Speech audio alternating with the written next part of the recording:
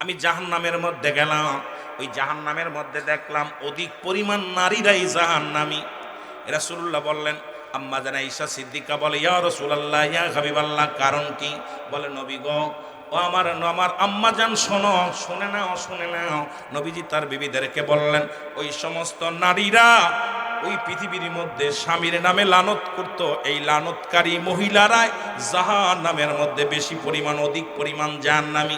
আর একটা জাহান্নামে দেখলেন, মুসলমান শুনে নাও, এই দুনিয়ার মধ্যে গীবাতখোর, সুদখোর আর ঘুষখোর নবী দেখলেন আগুনের নদীর মধ্যে তাদের নিক্ষেপ করা হয়, আর আগুনের গুল্লাগুলো ধরে ধরে তারা খাইতেছে।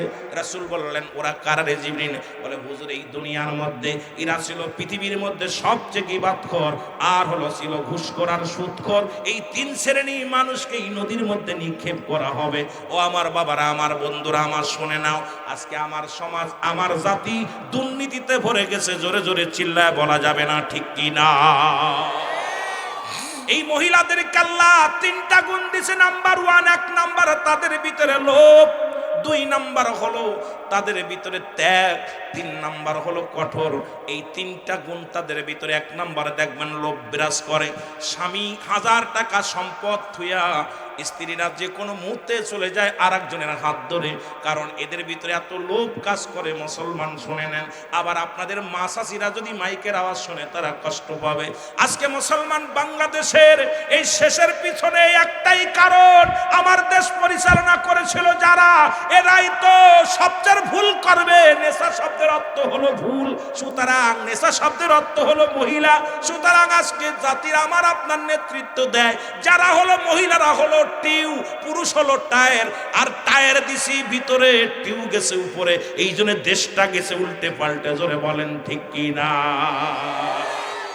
যেমনে মুসলমান এসেছিলেন শাহজালাল ইয়ামেনি, গরু গোবিন্দ বলল কোন দাড়িওয়ালা টুপিওয়ালা আসতে পারবে না, ঠেকাও, একটা মাত্র। এ যুবকের, সিলেটের যুবকের ইতিহাস ভুলে গেলে চলবে না। শাহজালাল যখন আসবে 360 জন আউলিয়া নিয়ে গরু গোবিন্দ ঘোষণা করে দিলেন, তোমরা কেউ দাড়িওয়ালা, টুপিওয়ালা, পাগড়িওয়ালা, পাঞ্জাবিওয়ালাকে সিলেটের জমিনে ঢুকতে দিব না। যদি কোনো ব্যক্তি তাকে ঢুকতে দাও, তাকে শিরচ্ছেদ করা হবে। পথ বন্ধ, বিমান পথ বন্ধ, সব রুট ঘাট বন্ধ করে দিলেন। আপনার ইতিহাস শুনলে মুসলমান আজকে এগুলো আমাদেরকে ভুলায় রাখছে, এগুলো পাঠ্য বইয়ের মধ্যে দেয় না। কারণ শাহজালালের জীবনীটা যদি পাঠ্য বইয়ের মধ্যে দেয়, সিলেটের মানুষগুলো নবী প্রেমিক, অলি প্রেমিক হয়ে যাবে। এটা ওই নাস্তিকেরা করতে দিবে না। এই জন্য বইয়ের ভিতরে থেকে এদের নামগুলো সরিয়ে নিছে। যুবক বাবারা আমার, 360 জন আউলিয়া নিয়া যখন শাহজালাল ইয়ামেনি আসলেন, এসে দেখে নৌকা নাই, বাস নাই, কোনো যানবাহন নাই। 360 জন আউলিয়া নিয়া সুরমা নদীর কিনারায় দাঁড়ায়া চোখের পানি ছেড়ে কাঁদতে লাগলো, আল্লাহ আল্লাহ, আমি কেউ ইয়ামেন হইয়া, মদিনা হইয়া, ইয়ামেনে হইয়া আমাকে পাঠাইলো বাংলার জমিনে, সিলেটের জমিনে। আল্লাহ, এখানে আসলাম আমি ইসলামের দাওয়াত দেওয়ার জন্য, কালেমার দাওয়াত দেওয়ার জন্য। আল্লাহ, এখন দেখি আমি যাইব কেমন করে। সুরমা নদীর কিনারায় বসে বসে কাঁদতে লাগলেন। ওলিদের কাছে আসে ইলহাম, আল্লাহর ওলিদের কাছে আসে ইলহাম, নবীদের কাছে আসে ওহী। খবর এসে গেল, ও শাহজালাল, টেনশন করো না, তোমার ঘাড়ের ওই জায়নামাজটা ফেলায় দাও সুরমা নদীর ভিতরে। সুরমা নদীর ভিতরে যখন ফেলায় দিলেন, একজন নয়, দুজন নয়, 360 জন আউলিয়া পার হয়ে গেলেন সুরমা নদী। ও যুবক, শুনে নাও, শুনে নাও, এখান থেকে শাহজালাল যখন পার হয়ে যখন গেলেন, প্রথমেই আজান দিলেন। আজানের ধ্বনি শুনিয়া গরু গোবিন্দর দালান থরথর করে কাঁপন শুরু করে দিল। যখন নারাই তাকবীর স্লোগান দিলেন, নারাই রিসালাত স্লোগান দিলেন, ও মুসলমান, দালানগুলো খসে খসে পড়ে গেল। এ শুধু তাই না রে যুবক, আজকে সিলেটের জমিনেরা তোমরা গরুর গোশত খাও। এই পুরানো দিন তার একটা ছেলে হলো সুন্নাতে রাসূল, সুন্নাত আকিকা পালন করার জন্য ছেলের জন্য একটা গরু জবাই করলো। এই গরুটা যখন জবাই করিয়া মুসলমান চামড়া, তার হাড্ডি গুড্ডি এগুলো পুঁতে রাখলেন, কান মাথাগুলো পুঁতে রাখলেন মাটির মধ্যে। কাকার কুকুরে খুইসা উঠাইলো, উঠে একটা কান নিয়া, একটা শিং নিয়া, এটা গরু গোবিন্দর ঘরের সামনে রেখে দিল। সকালবেলা যখন ঘুম থেকে গরু মুসলমান গরু গোবিন্দ উঠছে, ওইটা তাকে রে মার একটা অঙ্গ, যারা হিন্দুরা তারা গরুকে মা বলে। যখনই দেখছে মায়ের একটা অঙ্গ, মাথা নষ্ট হয়ে গেছে রে মুসলমান, শুনে নাও। তখন কি করলেন? খোঁজ নাও, প্রহরীকে বললেন, উজিরকে বললেন, খবর নাও সিলেটের কোথায় কোথায় একটা আমার মাকে জবাই করছে, গরু জবাই করছে, খোঁজ নাও। এর খোঁজ নিতে নিতে পাওয়া গেল এ বুরহানুদ্দিনের একটা ছেলে হয়েছে, নবজাত শিশুর জন্য সুন্নতি রাসূল আকিকা করেছে। এই খবর শুনতে পায়, এবার বুরহানুদ্দিনের কলিজার টুকরা হাত থেকে কেড়ে নিয়ে ওদিন গরু গোবিন্দ নিজ হাতে তারে জবাই করে দিয়েছিল। সুনামগঞ্জের বাবারা শোন, সিলেটের বাবারা শোন, সেদিন নিজের কলিজার টুকরা সন্তান জবাই করে দিয়েছিল। ওদিন বুরহানুদ্দিন হাত উঠায় বলেছিল, পরওয়ারদিগার আলম,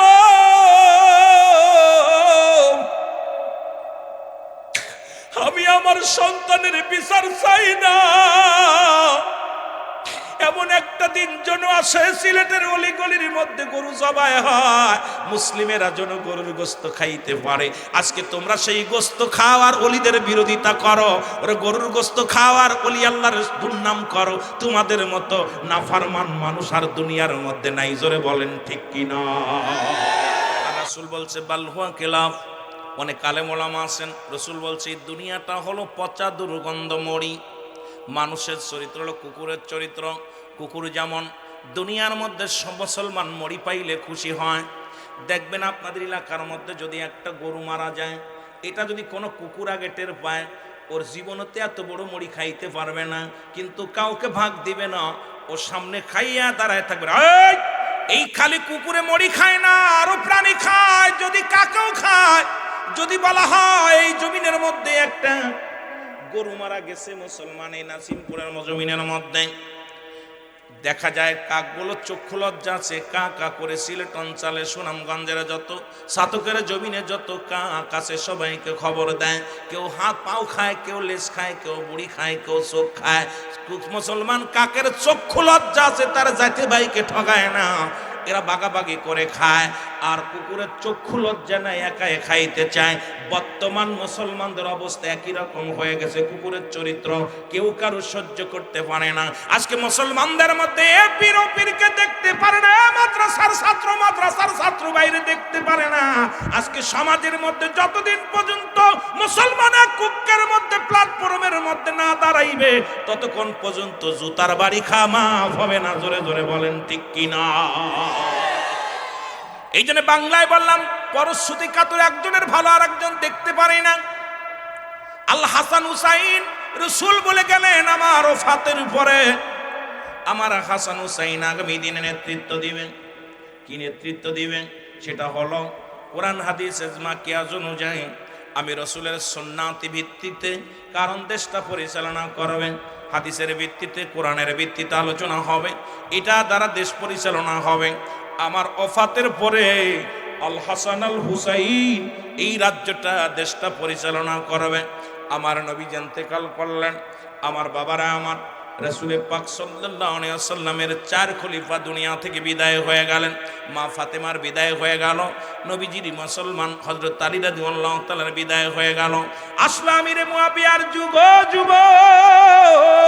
শুনে না, উনিও নবীর সাহাবী। উনি যখন আসলেন, পৃথিবীর মধ্যে মানুষ লোভ মানুষকে কি করে? মানুষকে লোভ এমন একটা জায়গায় পৌঁছায় দেয় যেখান থেকে মানুষ নষ্টের মুসলমান এই শেষ প্রান্তে পৌঁছে যায়। মানুষ অতি লোভে, যখন আমাদের মাগুরা জেলায় একটা কথা বলে, অতি লোভে তাতন নষ্ট। লোভ বেশি করতে গেলে অবস্থা ভালো হয় না। ও যুবক বন্ধুরা আমার শোনা না, ও যুবক বন্ধুরা শোনা গো, আমিরে মুয়াবিয়া ডাক দি কয় জিদ, কারণ এই পৃথিবীর মধ্যে আমার ইন্তেকালের পরে আমার বর্তমানে আল হাসান আল হুসাইন নেতৃত্ব দিবে, দেশ পরিচালনা করবে। আমার নবীজি বলে গেছেন, জোরে জোরে চিল্লায় বলা যাবে না মারহাবা। এটা মেনে নেওয়া যাবে না রে মুসলমান, শুনে নাও। গোপনে গোপনে ষড়যন্ত্র শুরু করলো কিভাবে তারে শেষ করা যায়। অতীতেও ছিল, মুসলমানদের শেষ করেছে রে মুসলমানেরা। পৃথিবীর মধ্যে সবচেয়ে মুনাফিকরা ইসলামের যত ক্ষতি করেছে, এর চাইতে কাফের বেঈমানেরা এত বড় ক্ষতি করি না ইসলামটাকে। সবচেয়ে মুনাফিকিরা যেইভাবে ক্ষতি করেছে, জোরে বলেন ঠিক কিনা? আল্লাহ কমিনান নাস, মানুষের মধ্যে মায়া করো, তারা বলবে আমান্না, তার ঈমান আনছে, বিল্লাহি, আল্লাহর প্রতি, অবিদমিনা আখিরাতের প্রতি বিশ্বাস স্থাপন করেছে। ওমা হুম বিমুমিনিন।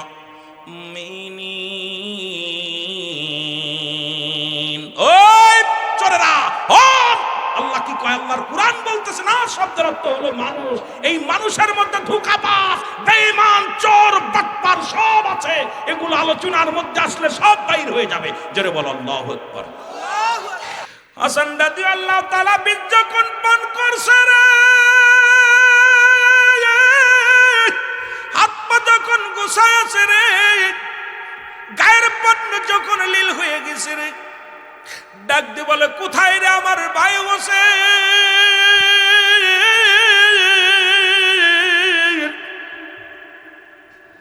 হুসাইন ছুটে আস, হুসাইন রাদিয়াল্লাহু তাআলা ছুটে আসলেন। এসে দেখে ভাই বিষ পান করে এই দুনিয়ার মধ্য থেকে বিদায়ের পথে।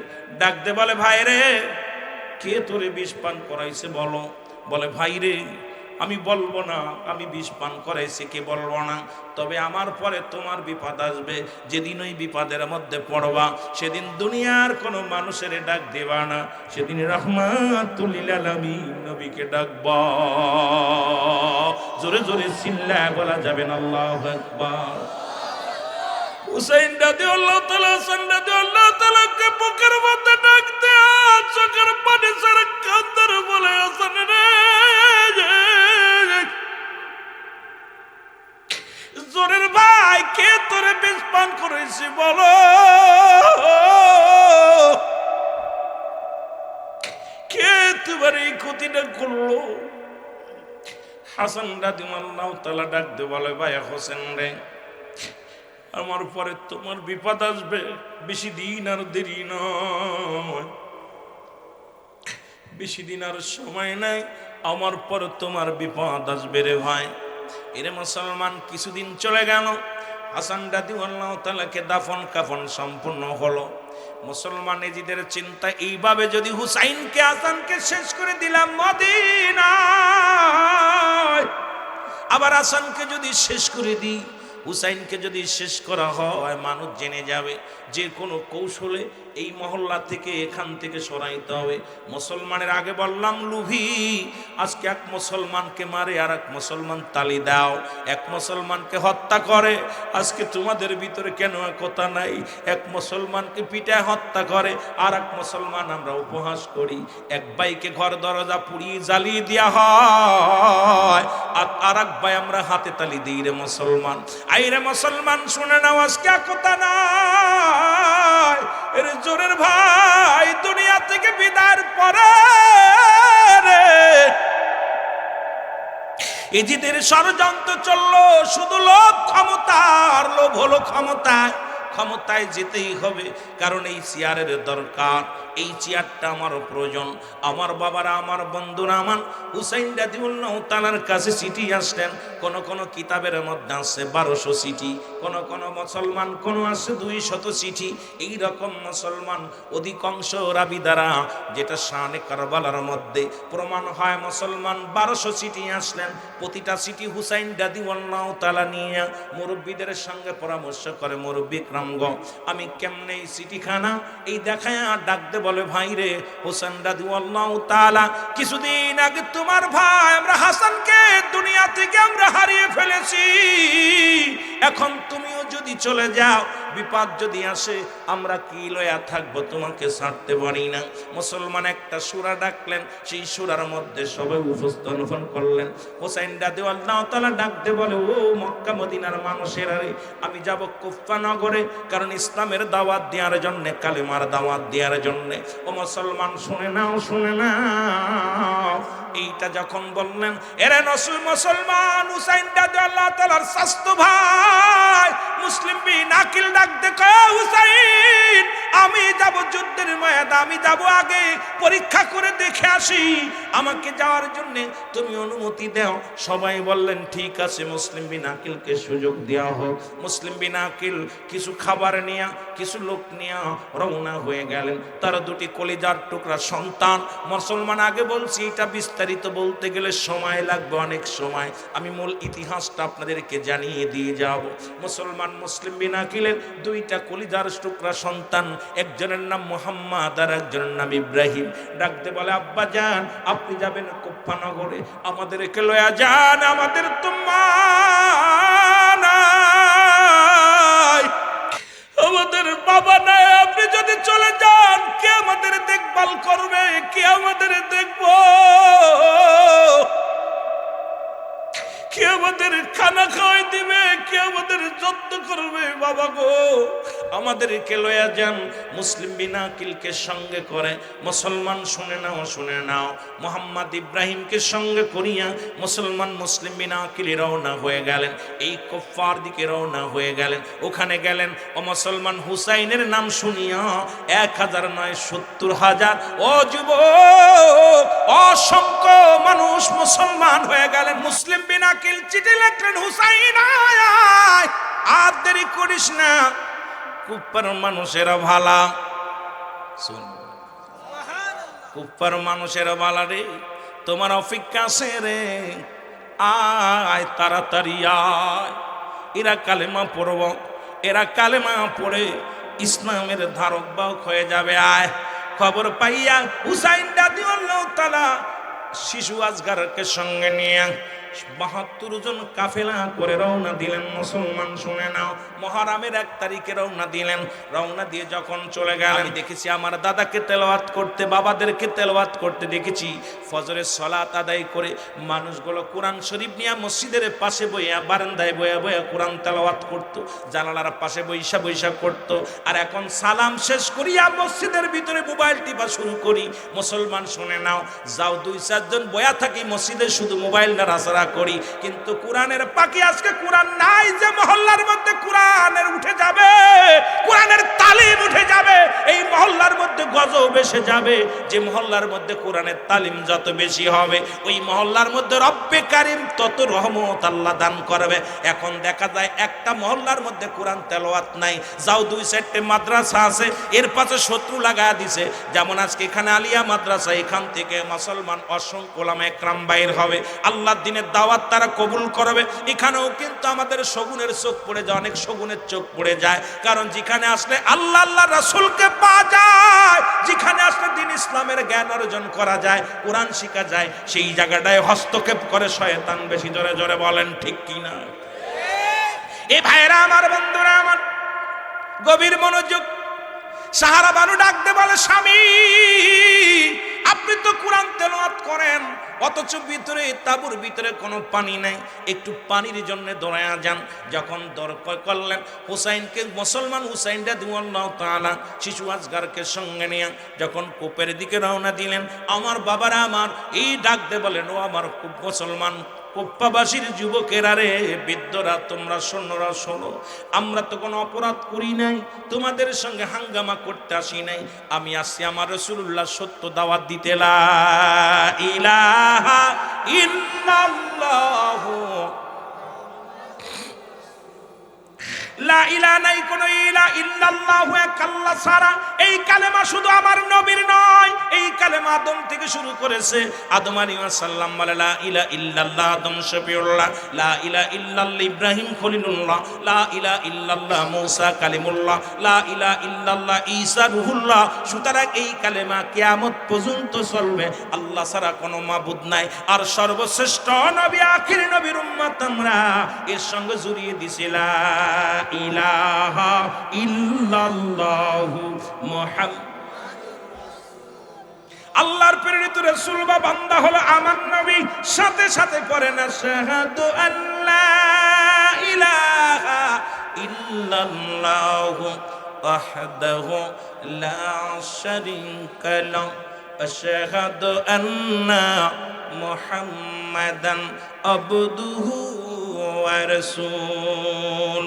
জোরে জোরে চিল্লায় বলা যাবে না মারহাবা। এ যুবক বাবারা আমার দিলের কান্ডা লাগা শোনো। হুসাইন রাদিয়াল্লাহু তাআলা ডাক দিয়ে বলে জিদের সৈন্যরা রে,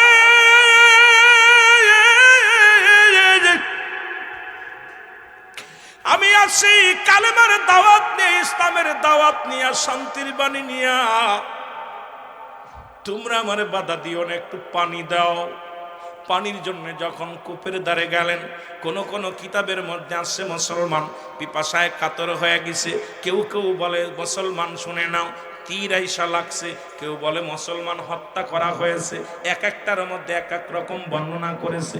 যখন ফোরাত নদীর কিনারায় যাইয়া ও মুসলমান পানির মধ্যে হাত দিয়া কলিজার টুকরারে পানি পান করাইতে গেছে, একটা তীর আসিয়া হযরত আলী আসগরের বুকের মধ্যে লেগে গেছে। আলী আসগরে দেখিয়া রে চোখের পানি ছেড়ে কাঁদে হুসাইন রাদিয়াল্লাহু তাআলা। কলিজার টুকরা সন্তানকে যখন তীরটা টান দিয়ে বাইর করেছে, কলিজাটা বাইর হয়ে গেছে। চিৎকার মেরে কান্দে নানাজি।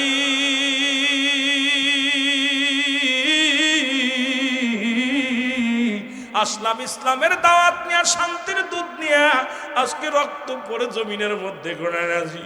চোখের পানি ছেড়ে কান্দে। ও আমার যুবক বাবারা আমার দিলের কান্ডা লাগা শুনে নাও। তাবুর ভিতর থেকে চলে আসলেন আসিয়া মুসলমান। এবার যখন বিবিকে ডাকতে বলে কোথায় রে সারা বানু, দের ভিতরে থেকে বাইরে আসো, জনমের পানি পান করাইছি। আমার বাবার আয়সা ডাকে রে, কলিজার টুকরা সন্তান নাই, কলিজার টুকরা সন্তান দুনিয়া থেকে বিদায় হয়ে গেছে। আমার যুবক বন্ধুরা আমার পাশের কামরা থেকে কান্নার আওয়াজ শুনতে পাইলেন।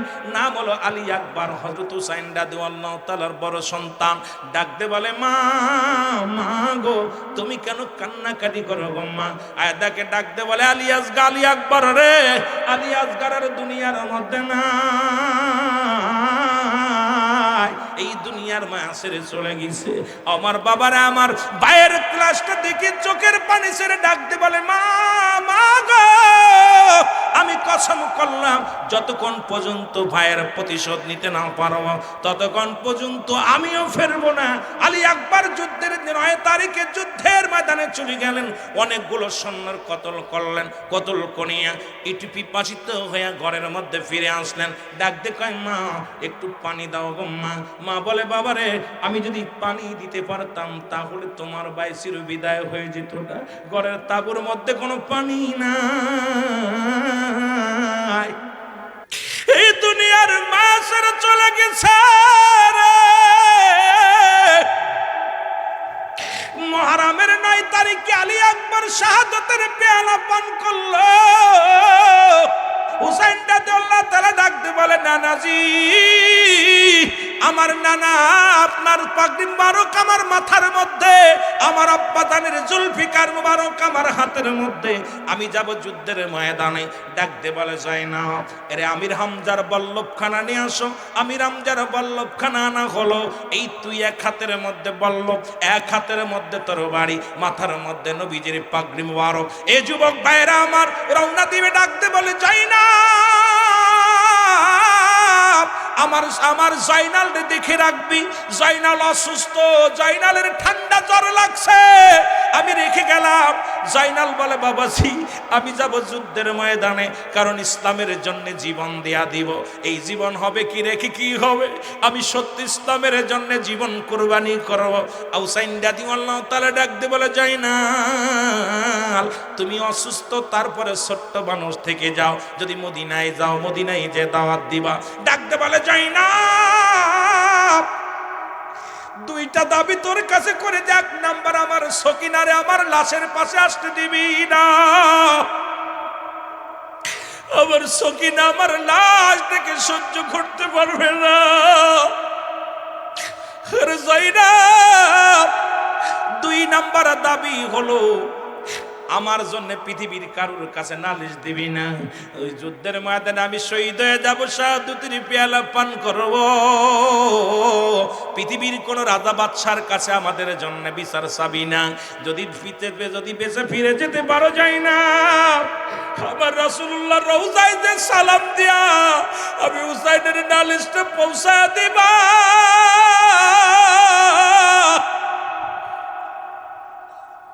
হুসাইন রাদিয়াল্লাহু তাআলা যুদ্ধের ময়দানে রওনা দিলেন, এক হাতে তরবারি এক হাতে বলল, নানার পাগড়ি বরক মাথার মধ্যে ছুটে রওনা দিলেন। কাফেরদের সঙ্গে মোকাবেলা মুসলমান শুনে নাও, এরে মুসলমান বাতিলের সঙ্গে শুরু হয়ে গেল যুদ্ধ। এমন ভাবে কাটাকাটি মারামারি শুরু হয়ে গেল। হুসাইন রাদিয়াল্লাহু তাআলার গায়ের মধ্যে ৭২টা তীর এসে লাগলো। এই দুনিয়ার মধ্যে হুসাইন জমিনের মধ্যে পড়ে গেলেন। হুসাইন রাদিয়াল্লাহু তাআলা যখন জমিনের মধ্যে পড়ে গেলেন, ওই এজিদ ছিল দামেস্কের মসজিদের ইমাম, যিনি ১৬ লক্ষ মানুষের ইমাম ছিলেন, নামাজ পড়াইতেন। আর সেমর কোন বইয়ের মধ্যে দেখলাম সেমর ছিল মুয়াজ্জিন, যিনি আজান দিত। আজকে মুসলমানদের ক্ষতি মুসলমানেরা নিজেরাই করেছে। আজকে ইহুদিদের দোষ দিয়ে লাভ নাই, খ্রিস্টানদের দোষ দিয়ে লাভ নাই। আজকে আমাদের মুসলমানদের ভিতরে শুধু লোভ আর লোভ মুসলমান আসছে, জোরে বলেন ঠিক কিনা? আমার ভাইরা, আমার বন্ধুরা, আমার হুসাইনের বুকের পরে বসলেন। ২১টা বাল্যপের আঘাত, ৩৩টি তরবারির আঘাত হুসাইনের গায়ের মধ্যে। হুসাইন রাদিয়াল্লাহু তাআলা জমিনের মধ্যে যখন পড়ে গেলেন, গলার মধ্যে ফস শুরু করে দিলেন, বল্লভ দিয়া বুকের মধ্যে খুসাইতে লাগলেন। হুসাইন রাদিয়াল্লাহু তাআলা ডাক দিয়ে বলে, সেমর রে, আমাকে মেরে তোর লাভ কি? আমি তো কোনো ক্ষতি করি নাই। আমি তো সম্পদের জন্য পাগল নয়, রাষ্ট্রের জন্য পাগল নয়। আমি এক পাগল মাত্র, আমার দয়াল নবীর দিনের দাওয়াত দেওয়ার জন্য, আল্লাহর দিনের দাওয়াত দেওয়ার জন্য আমি কুফা নগরে আসি। আমাকে মেরে তোদের লাভ কি? বলে, তোমাকে মারতে পারলে আমি হব বড় বড় দায়িত্ব পেয়ে যাব, বড় চেয়ার পেয়ে যাব। আমার বাবারা, আমার বন্ধুরা, আমার এই বুকের মধ্যে খুসাইতে লাগলেন, বড় যন্ত্রণা দিতে লাগলেন। হুসাইন রাদিয়াল্লাহু তাআলা ডাক দিয়ে বলে, ও সেমর, আমি তোমারে চিনতে পেরেছি, কারণ আমার নবীজি বলছে, মক্কা মদিনার কালো ডোরা কাটা কুকুর তোমার পায়ের মধ্যে কামড় লাগাইছে। সুতরাং আমার বুঝতে আর বাকি নাই, তুমি সেই কালো ডোরা কাটা কুকুর। তোমার হৃদয়ের ভিতর কোনো কান্না তোমার হৃদয়ে লাগবে না, তোমার মনে কোনো দয়া লাগবে না, তোমার মনে কোনো দয়া কিছু থাকবে না। হুসাইন রাদিয়াল্লাহু তাআলাকে জোরে আঘাত করতে লাগলেন। হুসাইন ডাক দিয়ে বলে, সেমর রে, আমাকে যদি মারতে আর মেরে ফেল, আমাকে জিন্দা রাখিস না।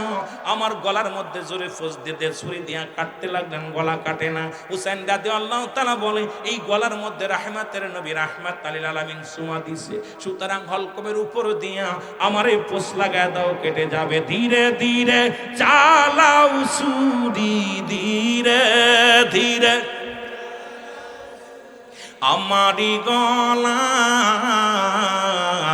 এ গলাতে দিছেন চুমা আমারি নানায়। বলো যে গলাতে দিছেন আমারি নানায়। বলো, ধীরে ধীরে চালাও ছুরি, ধীরে ধীরে আমারি গলায়, এ গলাতে দিছেন গো চুমা আমারি নানা। হুসাইন রাদিয়াল্লাহু তাআলাকে শাহাদাতের পেয়ালা পান করে দিলেন। হুসাইনের কাল্লা কাটিয়া তরবারির উপরে দিয়া থুতু নিক্ষেপ করা হলো। পণ্যের কাপড় খুলে নেওয়া হলো, পণ্যের কাপড় উলঙ্গ করে দেওয়া হলো। হুসাইনের গায়ের উপরে দিয়ে ৭০টা ঘোড়া চালানো হলো। হুসাইনের গোস্তগুলো জমিনের মধ্যে টুকরা টুকরা করে ফেলা হলো। হুসাইন রাদিয়াল্লাহু তাআলার প্রতিটা রক্তের কোনায়, প্রতি গোস্তের কোনায় কোনায়, ইয়া মুহাম্মাদান, ইয়া মুহাম্মাদান, ইয়া মুহাম্মাদান, নানাজি নানাজি বলে চিৎকার মেরেছিল। জোরে বলেন না আল্লাহু আকবার। আর একটু জোরে বলেন আল্লাহু আকবার। হুসাইনকে ইবনে আব্বাস বলে, খোদার কসম, ইবনে আব্বাস বলতেছে, আমি শুয়ে আছি, ঘুমের মধ্যে স্বপ্নে দেখি আমার রাসূল পাক সাল্লাল্লাহু আলাইহি সাল্লাম রওজা মুবারক থেকে উঠে কাঁদতে কাঁদতে দৌড়াইতেছে। ডাকতে বলতেছে, মক্কা মদিনার মানুষেরা, তোমরা মদিনা মক্কাবাসীকে জানিয়ে দাও, আমার হুসাইন আর নাই। হুসাইনকে শাহাদাতের পেয়ালা পান করিয়ে দিছে। আল্লাহু আকবার বলো না, আর একটু জোরে বলো না আল্লাহু আকবার। সুতরাং এই পৃথিবীর মধ্যে ইসলামের জন্য আমরা জীবন দিতে পারি।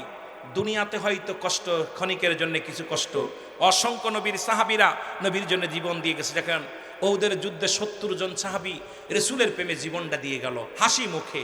শুধু তাই নয়, এই উহুদ প্রান্তরে রাসূল পাক সাল্লাল্লাহু আলাইহি সাল্লামের চাচা আমির হামজা, উনিও বিদায় নিয়ে চলে গেছে, তাকেও নির্মমভাবে হত্যা করা হয়েছিল। হাত পা কেটে দেওয়া হয়েছিল, নাক কেটে দেওয়া হয়েছিল, কান কেটে দেওয়া হয়েছিল, ঠোঁট কেটে দেওয়া হয়েছিল, এমনকি বুকটা ফেরে কলিজাটা বাইর করে আবু লাহাবের স্ত্রী হিন্দা উনি এইটা সাবিয়ে সাবিয়ে খেয়েছিল। এ যুবক, সুতরাং এইভাবে ইসলামের ইতিহাস পড়লে যুগে যুগে দেখেছি অসংখ্য অসংখ্য মানুষ আপনার দুনিয়া থেকে বিদায় হয়ে গেছে। রব্বুল আলামিন রিয়াজুল জান্নাহ বেহেশতের বাগানে বসার মতো আসার মতো সুযোগ দান করলো। এ সময় কত মানুষ জেলখানায়, কত মানুষ হাসপাতালে, কত মানুষ মৃত্যু শয্যায় সজ্জিত। রব্বুল আলামিন হাসপাতালে নেন নাই, জেলখানায় নেন নাই, সুন্দর পরিবেশ রিয়াজুল জান্নাহ বেহেশতের বাগান, এই জান্নাতের বাগানে বসার মতো সুযোগ দান করলো। উচ্চ কণ্ঠে আওয়াজ দিয়ে চিল্লায় বলা যাবে না আলহামদুলিল্লাহ। এ দুনিয়ার মুসলমান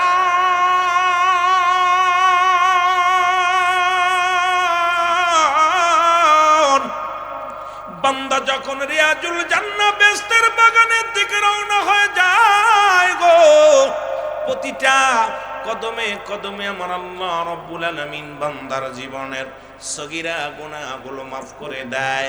ও মুসলমান, আমরা শুধু সগীরা গুনাহ করি না, যখন আপনি রওনা দিলেন, ঘর থেকে রওনা দিয়ে দিলেন, বাড়ি থেকে যখন রওনা দিলেন, প্রতিটা কদমে কদমে আল্লাহ সগীরা গুনাহ মাফ করে দিছে রে। আমরা শুধু সগীরা গুনাহ করি নাই, পদে পদে করেছি কবিরা গুনাহ।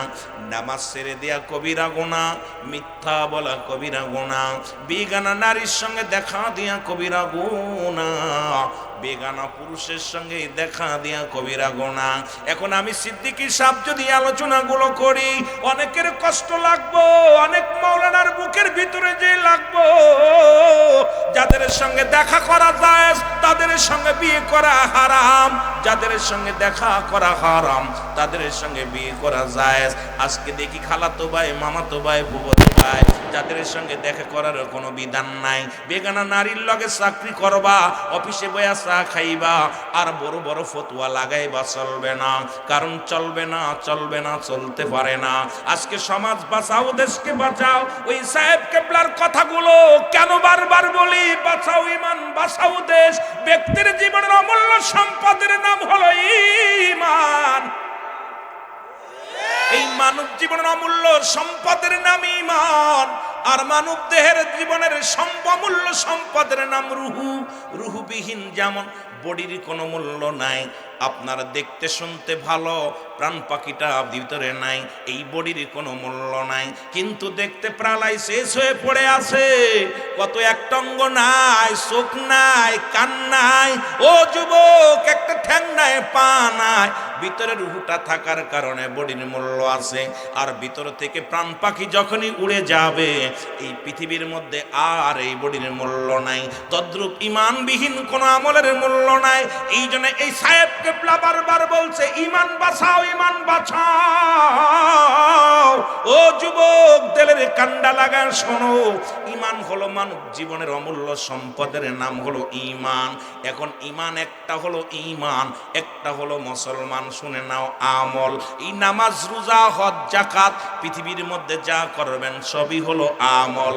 আর ঈমান হলো নবী মুহাম্মদুর রাসূলুল্লাহ সাল্লাল্লাহু আলাইহি ওয়াসাল্লাম। জোরে জোরে চিল্লায়া বলা যাবে না মারহাবা। এত গুনাহ করলে, আসমান থেকে জমিন পর্যন্ত গুনাহ করছ গো। আল্লামা কুতুবী রাহমাতুল্লাহ বয়ান করে, দুনিয়ার মানুষ শোনো,